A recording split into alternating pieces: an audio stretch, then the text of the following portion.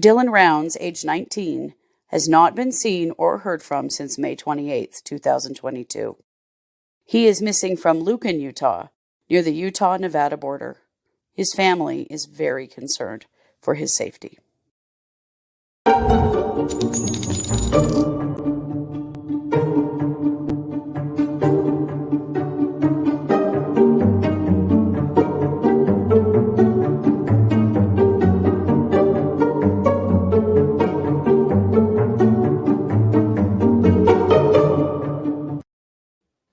Hey everybody, welcome to True Crime Paranormal with the Psychic Sisters. I'm Kristi Brower, here with my sister, co-host, and partner in crime, Katie Weaver. Hey Katie. Hello. How's it going? Good. I sound hoarse. I'm hoarse, but I'm fine. Just disregard. Disregard the hoarseness. Yes. Yes, All is well. It was good. Glad to hear it. I know that you had a fun night at the Witches Market. We were talking about that on here. Yes, the witches market was great. Probably why I'm hoarse.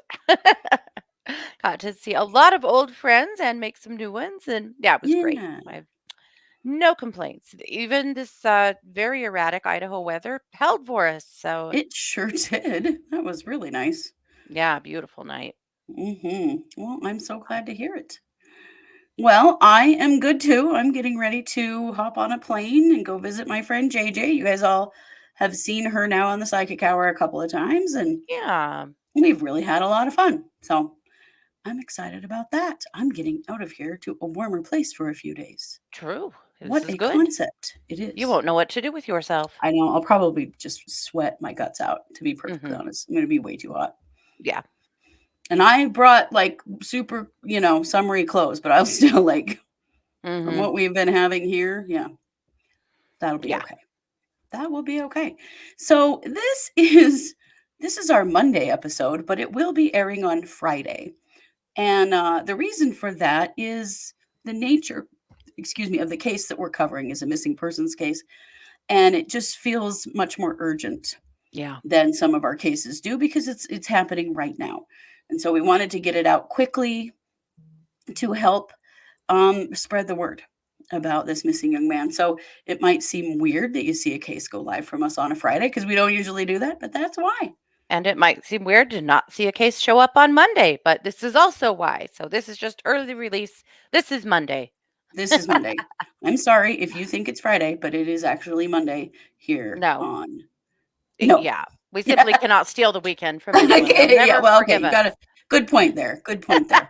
Uh, but before we get to that, Katie, I hear a rumor that you have some WTF news for us. Oh, do I?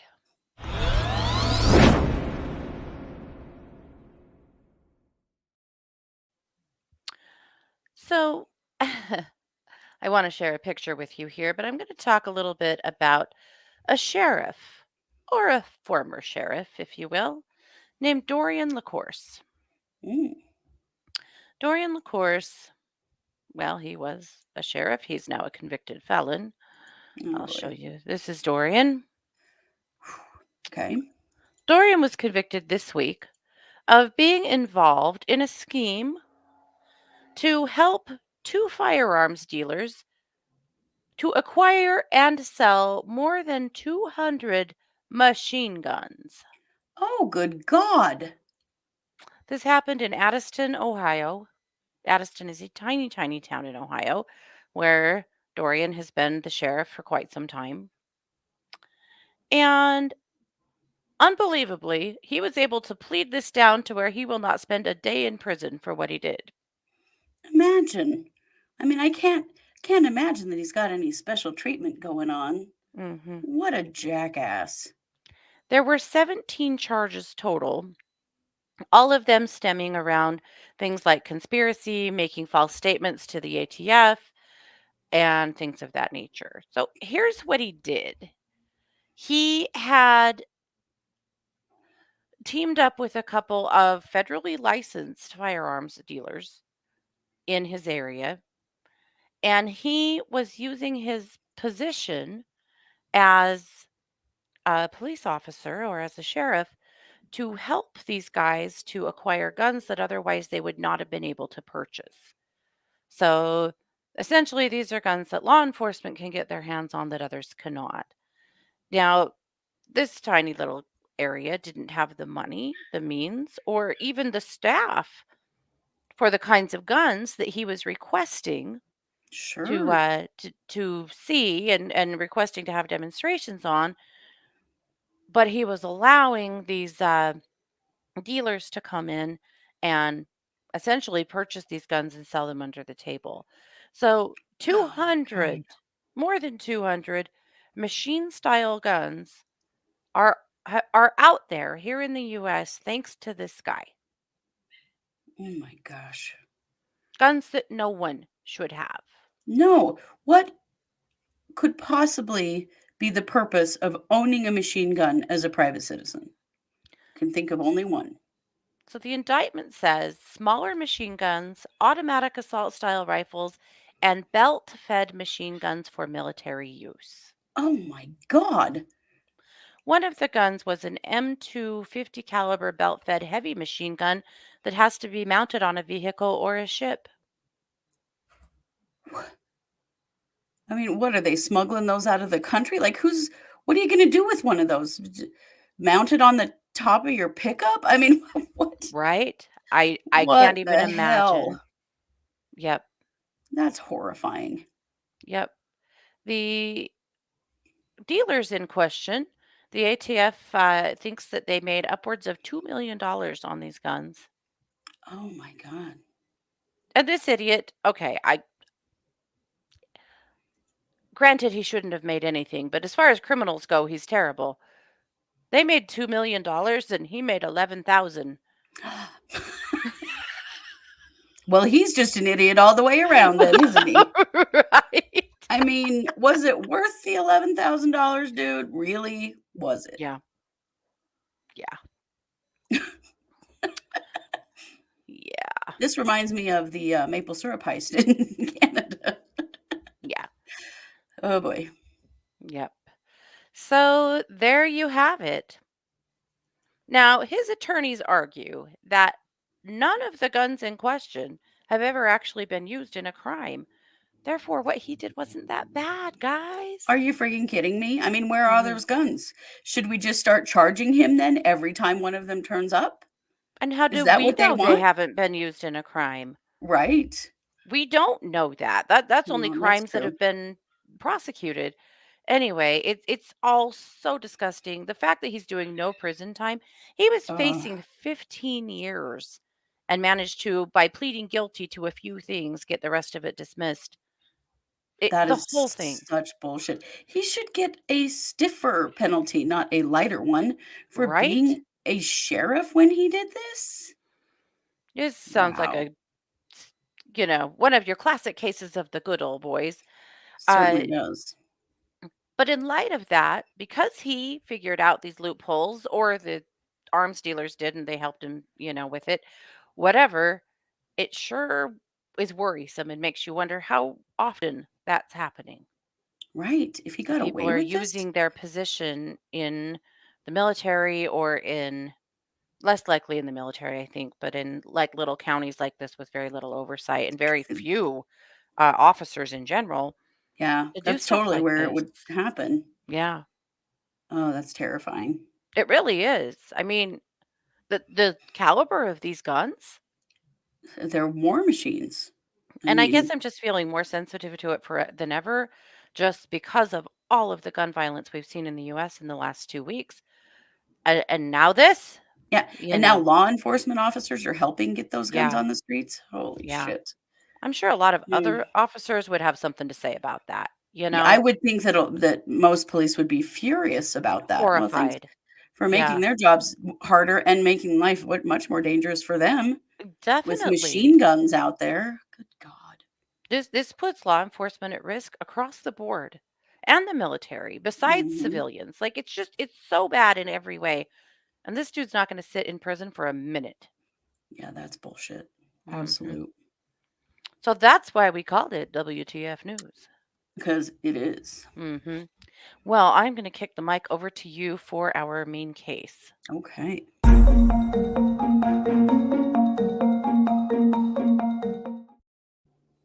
So, our main case today is the disappearance of a young man named Dylan Rounds. Dylan was last heard from by his grandmother on May 28th. Had a very brief phone call with her. Dylan is a very motivated person. I think that's pretty obvious. He is 19 years old and he is farming 640 acres in southern Utah Wow. by himself. I mean, he's hired people to help him, I think a little bit, but he's living on his land in his camp Mhm. trailer and he's getting his first crops in the ground. Like, Mhm. he is on it. And Mhm. his That's mom, ambitious, it really is. ambitious. I spoke with his mom, Candace, last night, and she was just telling me that how important this is to him, that he absolutely was insistent upon doing it. He has always wanted to be a farmer and have his own Mhm. farm. This is his life goal. Yeah. So on the 28th, he talked to his grandma and said he had to go hurry and get his grain truck into a shed thing to get it out of the rain because he had seed in the back of it and he Ah. didn't want that seed getting wet because it would make it Mhm. sprout. Sure.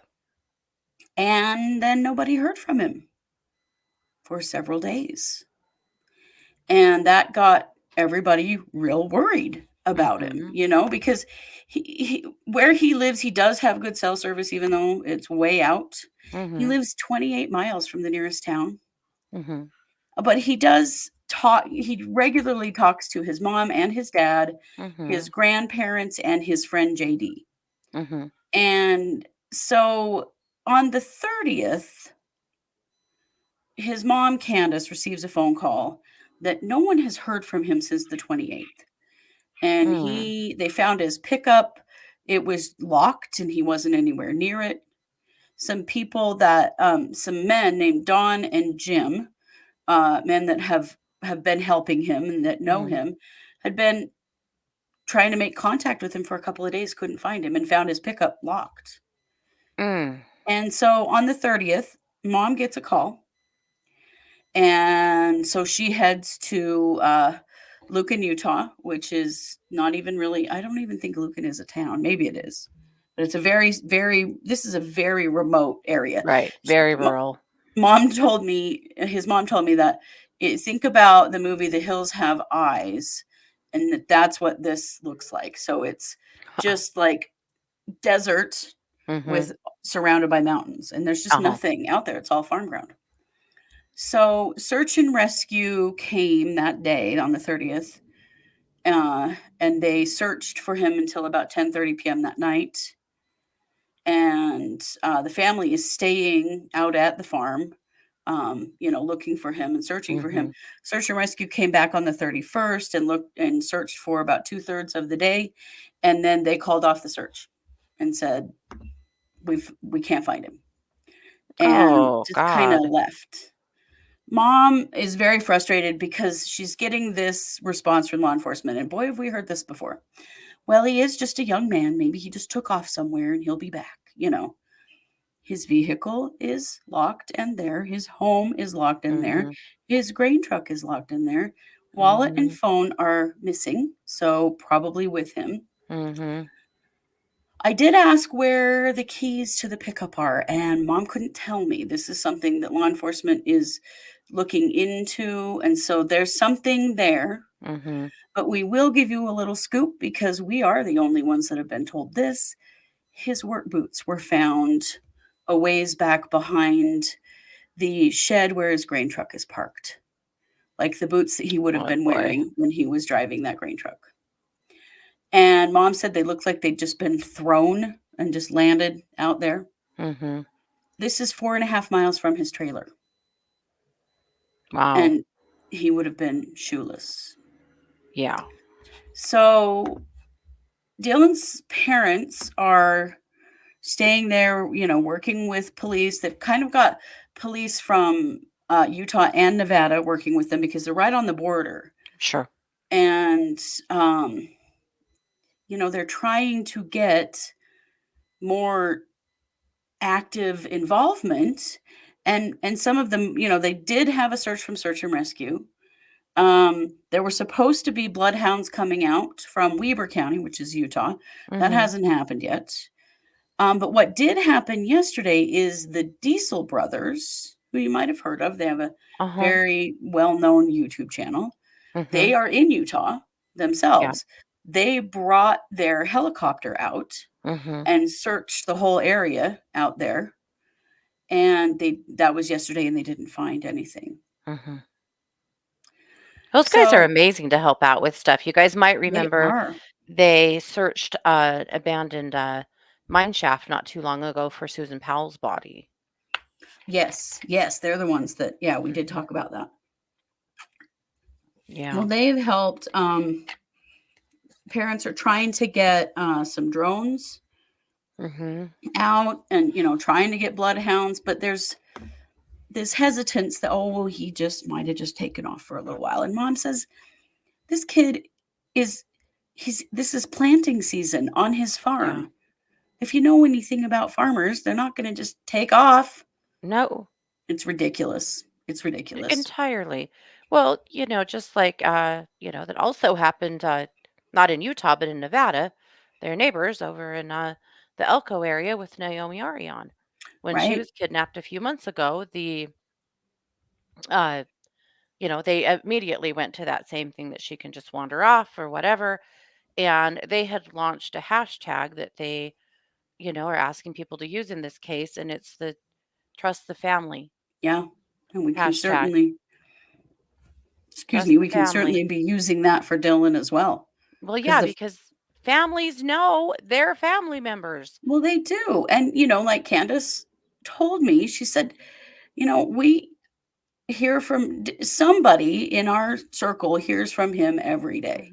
Yeah. His grandparents live kind of out in that area. Mhm. And so he talks to them quite a bit. And of course, mom and dad are both here in Idaho. Mhm. They're local to us. This is one reason this case came to us is and thank you to one of our listeners who Mhm. who hooked us up with mom because we love to talk to family if we can. Yeah. We always get more accurate information that way. Sure. Um, but so his grandparents are out there, so he does talk to them more, and then of course his best friend. Yeah. They had pinged his phone, and it gives them like a 15-mile radius, basically where they already are. Mhm. But there's more in-depth work being done on the phone. I was gonna say the FBI should be able to narrow that into Yeah, and I don't know that the FBI is involved at this point, maybe not yet, but but yeah. hopefully they will be. Mom said, "I don't care what it takes, we will find him." She said, "I will never stop until we do." Yeah. And I told her, we've seen a lot of cases like this, Mhm. and the best thing that you can do is be loud, Yep. speak up, especially because, as it turns out, Dylan is not the only missing 19-year-old young man in that area. Yeah, So this is let me interesting. this Yeah. is interesting, and we don't know that these are connected, but it would be stupid not to be keeping an eye on this case as well. Mhm. So this is Aiden Clune. He went missing on April 27th near Curry, Nevada, which is about 2 hours from where Dylan is, or where Dylan's missing from, and his Yeah. farm is. They found his vehicle abandoned along US 93. They police believe that he wandered out into the desert and took his own life. Oh gosh. And maybe he did. And But they can't prove that. but they can't actually prove it. They have searched the area. They suspended the search way back in April or Mhm. maybe early May, um, and didn't find him. They did follow footsteps that they believed were his that were lost in the Cherry Creek Mountains, which is several miles west of the highway. Mhm. They do think it was a mental health crisis. That's what the police are going with on this, and I don't know why that is. I'm Mhm. sure that's information from family because there's just not that Oh, much information about is him. it? I mean, too But is it? often. Right, right, Too often. It's just so easy to say it. right. It is. And so it's important to note that. It's always important to note disappearances, that are happening in the same area, Mhm. same age, kind of same thing, just disappears into thin air. Mhm.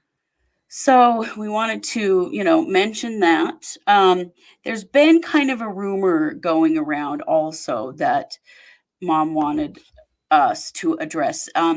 There were some people in a local town that said that a man named Chase Venstra should be looked at and maybe should be a suspect because he was someone who was apparently known to get a ride from Dylan and did get a ride from Dylan last week.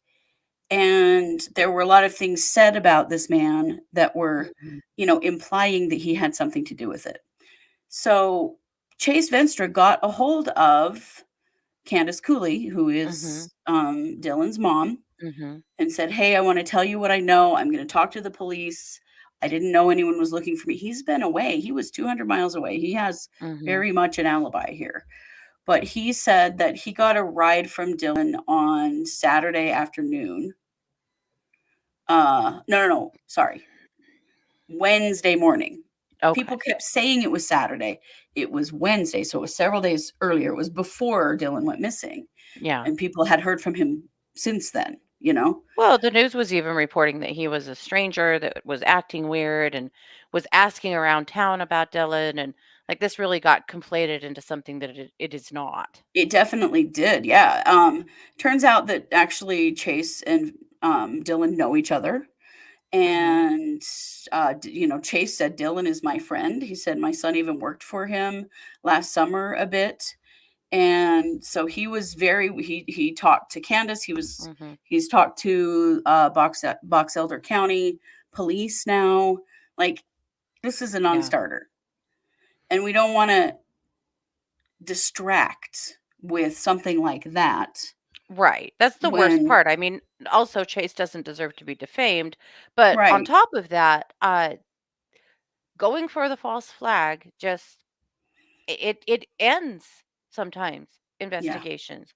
it Just like does. writing things off as a suicide can just end an investigation. Right. Like these are the things we can't allow in these cases until they No. are solved.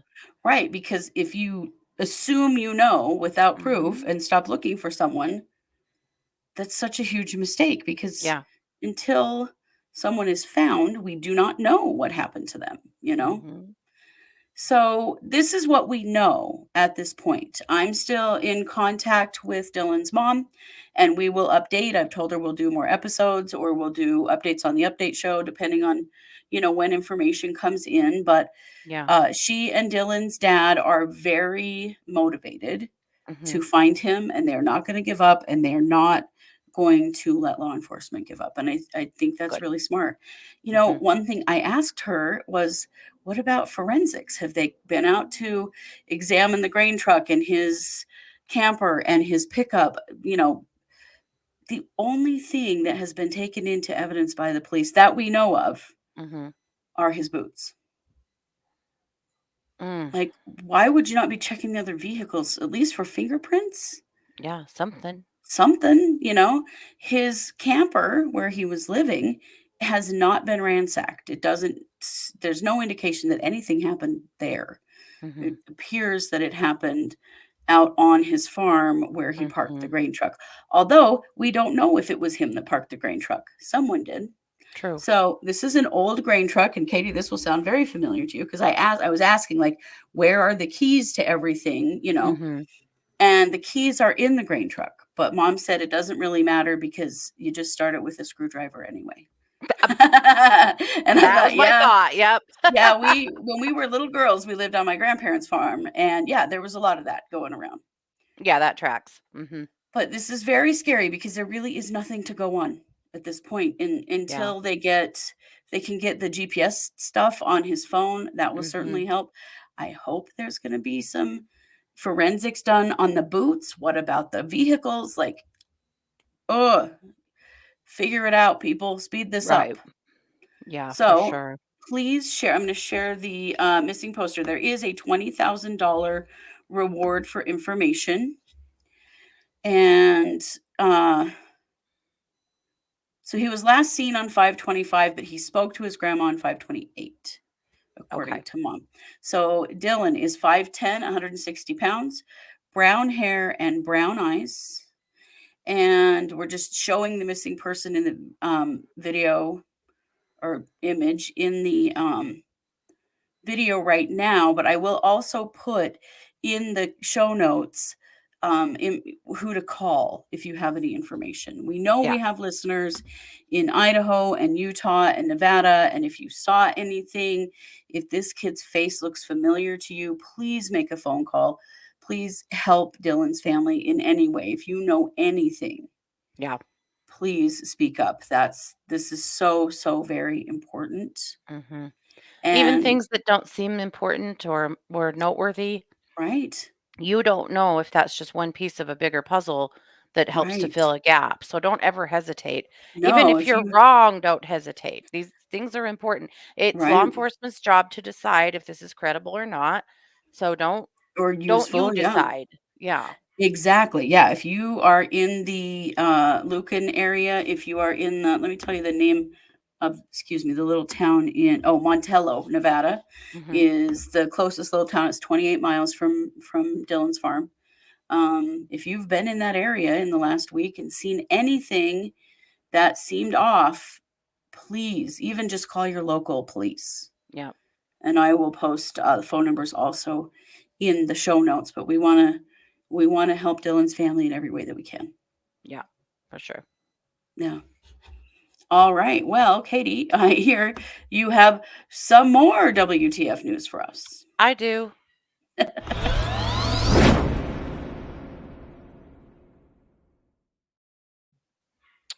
Have you ever bought in the supermarket pizza dough? Just pre-made dough so you could just come home and make your own thing? Oh yeah. Well, I've seen it. I don't know if I Yeah. ever bought it, but I've seen it. Yeah, that's a thing. You can get that Hmm. in a lot of places, right? Well, who'd have thunk that people were rolling out their dough and discovering there were razor blades and screws in it? What the hell? Oh, that is terrifying. Yeah, that's not cool. Mm-mm. So, Nicholas Mitchell has pled guilty to putting razor blades in pizza dough. It's not just razor blades, it's also screws. And he did this in Hannaford supermarkets in 5 different states. Oh my hell! For what purpose? I mean, you are gonna know as soon as you start rolling it out. It's not like anybody's gonna bite into that. Right? Well, hopefully, yeah. I mean, you would think you'd see them Well, but you also think about working with dough with your hands. with your hands. Yeah. Ooh, yikes! Yeah. So he was a former employee of a place called It'll Be Pizza that makes several brands of dough Wow. that were being sold. So why did he do it? Unsure. But he said that he will not appeal a sentence that is no greater than 4 years and 9 months. That's what court documents say. So basically, he's pleading guilty if he can stay out of prison for less than 5 years because he was looking at more like a 10-year sentence. So, Since when does the offender get to choose his sentence? well, it was a part of the plea agreement. So he pled Uh, guilty to one count. They dropped one count and were trying to get a sentence that was, that he and his team would approve of. So I no word see. on whether anyone was actually hurt by this, Right. but it doesn't matter. I mean, that's what? No, I mean you're literally threatening people's lives. Oh, for sure. Also, whichever correctional facility gets him, I would recommend not letting him work in the kitchen, They will. right? Like, probably will. They will. Yes. Well, he'll want to. He'll immediately be like, "Hey, I used to work for a pizza dough company. I know how to do kitchen stuff, especially good at putting razor blades and screws in pizza dough." Like, no, Nicholas, that's what got you here in the first place. Right. I'm sorry, but there is no cooking show that you're going to win for doing that. Right? That's So, really what in the scary. actual hell? I don't know. I don't get it either. But now you know that happened. Wow. That is really strange. Hmm. Really strange. Well, I'm going to show Dylan's picture one more time here so y'all can see it. This is Dylan Rounds. So please, if you are in the southern Utah and Nevada, northern Nevada area, please keep an eye out for this young man. And if you know anything, call the police immediately. There is a $20,000 reward for information on him about his whereabouts. And we just send all our love out to the Rounds family and to the Cooley family. Yeah. And we'll do everything that we can to help get the word out to help to find Dylan. Certainly. Yeah. Yep. All right. Well, this is our Monday episode airing on Friday. We will be back on Tuesday with another episode as well as Wednesday. And then Wednesday night, we'll be back with Wednesday night case updates and Thursday night with the psychic hour. So we have lots more great content to come. So keep an eye on what we've got coming up. Mm-hmm. We are True Crime Paranormal with the Psychic Sisters. Thanks for being here. Take care.